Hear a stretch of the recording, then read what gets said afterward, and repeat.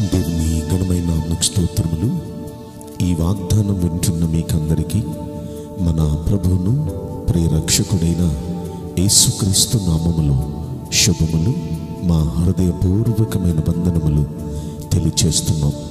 ఈరోజు దేవుని వాగ్దానం న్యాయాధిపతుల గ్రంథం 6వ అధ్యాయము 12వ వచనం. పరాక్రమము గల బలాఢ్యుడా, యెహోవా నీకు తోడై ఉన్నాడు.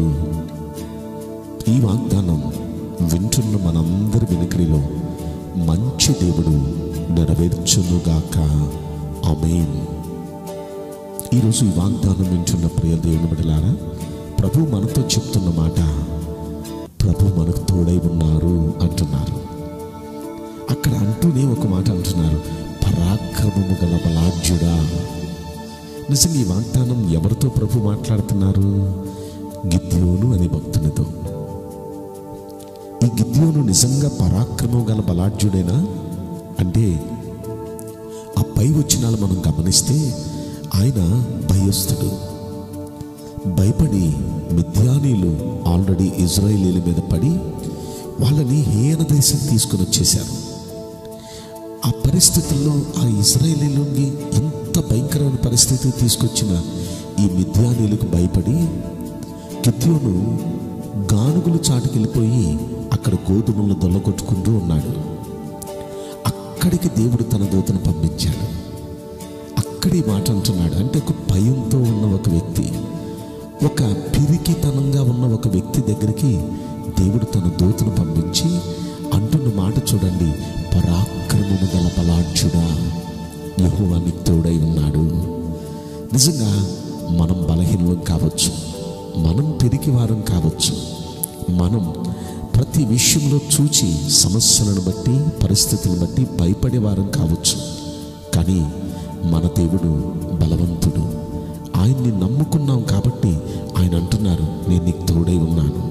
నువ్వు బలహీనుడివే కానీ నేను తోడున్నాను కాబట్టి నువ్వు బలవంతుడవు అంటూ ఒక మాట అంటారు చూడండి 16వ వచనంలో, నేను నీకు తోడై ఉందును కనుక ఒకే మనుష్యుని హతము చేసినట్లు నీవు మిద్యానీయులను హతము చేయుదువు అని చెప్తున్నారు. అంటే నేను నీతో కూడా ఉన్నాను కాబట్టి ఒకే మనిషిని హతం చేసినట్లు మిద్యానీయులందరినీ నువ్వు హతం చేయబోతున్నావు అన్నారు. ప్రియ దేవుని బిడ్డలారా, దేవుడు మనకు తోడుంటే ఇలాంటి శూర కార్యాలు జరుగుతాయి, ఇలాంటి గొప్ప కార్యాలు జరుగుతాయి. ఆయన అలనాడు గిద్యోనుకు తోడుండి ఏం చేశాడో మనందరికీ తెలుసు.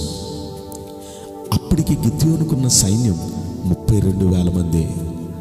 32,000 మందితో నేను బయలుదేరుతున్నానయ్యా, యుద్ధంలో నాకు విజయం ఇస్తానన్నా. అయ్యా, వాళ్ళేమో చాలా ఎక్కువ ఉన్నారు, మేము ఓడిపోతాం తప్పనిసరిగా, ఎలా కుదురుతుందయ్యా అంటే, ఇంతమంది ఎందుకయ్యా నాకు? ఇందులో పిరికి వారు ఉన్నారు, వాళ్ళుంటే నేను మీతో రాను. ఆ పిరికి వాళ్ళందరినీ పంపించి అంటే, అందులో పిరికి వాళ్ళు వెళ్ళిపోండి అంటే 22,000 మంది వెళ్ళిపోయారు. ప్రభువా ఇప్పుడు వస్తావా అంటే, లేదు లేదు లేదు, ఇందులో బద్ధకస్తులు ఉన్నారు, సోమరోళ్ళు ఉన్నారు, అలాంటి వాళ్ళు కూడా పంపించేయి అన్నాడు.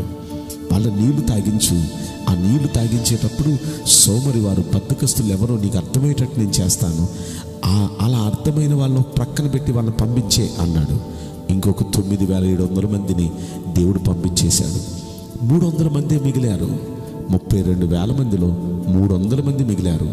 అయ్యా, 300 మంది మిగిలారంటే నేను వీరితో కూడా వస్తున్నాను, నేను మీకు తోడుగా ఉంటున్నాను.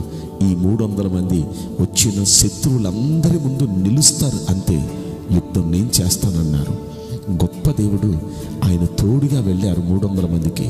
అద్భుతం ఏంటో చెప్పనా, ఈ 300 మంది దేవుణ్ణి పాడుతున్నారు, స్తుతిస్తున్నారు, బోర్లు ఊదుతున్నారు, ఆయన నామాన్ని గణపరుస్తున్నారు, దివిటీలు వెలిగిస్తున్నారు. అంతే వీరు చేసిన పని. యుద్ధం చేయలా వీరు, ఈ యుద్ధం దేవుడు చేశాడు వారితో. వచ్చిన శత్రువుల్లో ఒక్కడు కూడా ఇంటికి బతికి వెళ్ళలా. మిద్యానీయులందరూ హతులైపోయారు. వెళ్ళిన ఇజ్రాయేలీలు 300 మందిలో ఒక్కడికి కూడా చిన్ని దెబ్బ తగలలేదు, చిన్ని గాయం అవ్వలేదు. కారణం, దేవుడు వీరి పక్షాన ఉండి వీరికి తోడుగా ఉండి అంత గొప్ప విజయాన్ని సునాయాసంగా దేవుడిచ్చారు. ఈరోజు ఈ వాగ్దానంలో నుండి ప్రభు మీతో మాట్లాడుతున్నారు.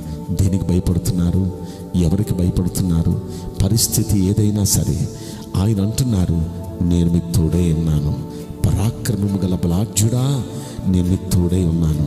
నేను మీకు విజయం ఇస్తాను. మీరు ఎదుర్కొంటున్న శోధనలన్నిటిపైన దేవుడు మీకు తోడై ఉండి విజయం ఇవ్వబోతున్నారు.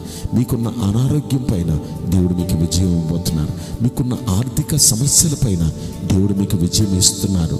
మీరు ఎదుర్కొంటున్న ప్రతి శోధన, ప్రతి సమస్య పైన దేవుడు మీకు తోడుగా ఉండి విజయం ఇవ్వబోతున్నారు. ధైర్యంగా ఉండండి, అధైర్యపడద్దు. మన దేవుడు మనతో కూడా ఉన్నాడు. ఆయన గొప్ప జయం మనందరికీ దయచేయునుగాక. ఆమేన్. నేను మీకోసం ప్రార్థన చేయబోతున్నాను.